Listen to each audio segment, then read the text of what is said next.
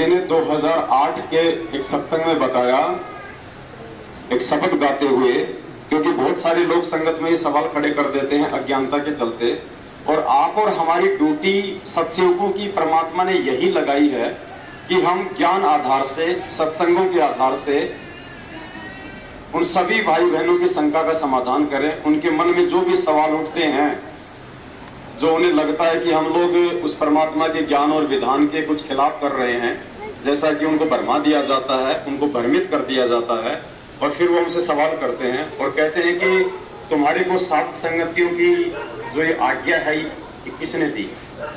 तुम्हारे को गुरुजी ने कब कहा कि तुम सात संगति करो?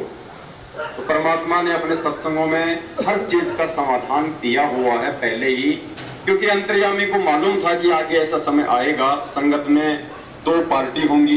एक पार्टी जो है काल प्रेरित होगी, वो मेरे वचनों के विरुद्ध चलेगी। जो दूसरी पार्टी होगी वो मेरे वचनों पे चलेंगे और हर प्रकार से वो सहन करेंगे, वो संघर्ष करेंगे। तो परमात्मा ने 2008 के सत्संग में अपना एक शब्द गाते हुए, और उस शब्द की एक अंतिम चौपाई है कि सत्संग में बूटे साधु एक से एक अगाधु, नर उनकी शरणा लाग जिनकी झुकी तले न डाली। तो परमात्मा ने इस वाणी का अर्थ समझाते हुए इतने प्यार से बताया, और परमेश्वर कह रहे हैं कि जो नए भगत हैं उनके लिए ये आदेश है कि जो पुराने भगत हैं और सत्संग समाप्त होने के बाद जब वो पंडाल में बैठ जाते हैं मंडलियां बना के, तो जो नए भगत हैं उनको उनके पास में जो है जाके बैठना चाहिए, उनको ज्ञान चर्चा करनी चाहिए कि भाई आज गुरुजी ने जो सत्संग में बताया है उसका क्या अर्थ है, उसका क्या मतलब है। और परमात्मा ने बताया कि जो साधु होते हैं, जो भगत लोग होते हैं, उनमें एक से एक अगाधु होते हैं, एक से एक विद्वान होते हैं। और मालिक ने कहा कि केवल उन्हीं के संग में बैठना चाहिए, उन्हीं की संगति करनी चाहिए जिनकी झुकी तले में डाली, अर्थात ज्ञान आधार से जो आत्माएं विनम्र हो चुकी होती हैं, जो अधीन हो चुकी होती हैं। आप उनसे 100 बार सवाल करो तो भी आपके हर सवाल का प्यार से जवाब दें।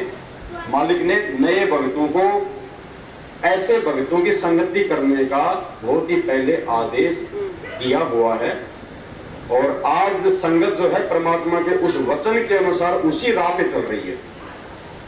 तो ये परमेश्वर का जब आप सत्संग सुनेंगे तो हमें समझ में आएगा कि हम जो कर रहे हैं कुछ भी हम गलत नहीं कर रहे हैं।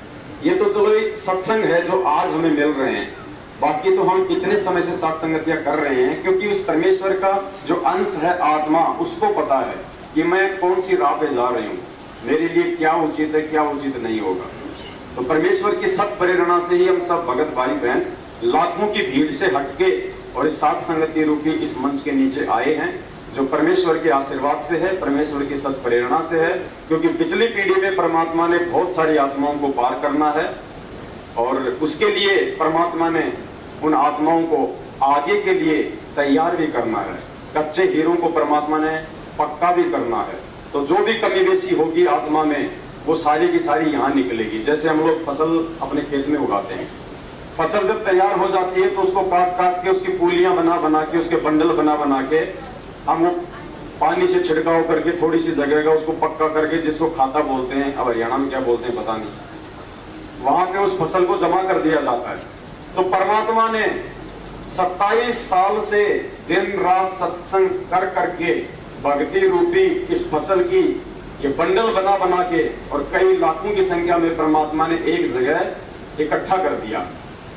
अब इकट्ठा करने के बाद क्या होता है, फिर उसकी जो है छटनी होती है, फिर वो थ्रेसर आता है, ड्रामी, वो पूलियां उसके अंदर दी जाती है, फिर वो कचरा अलग निकलता है, वो कणक अलग निकलती है।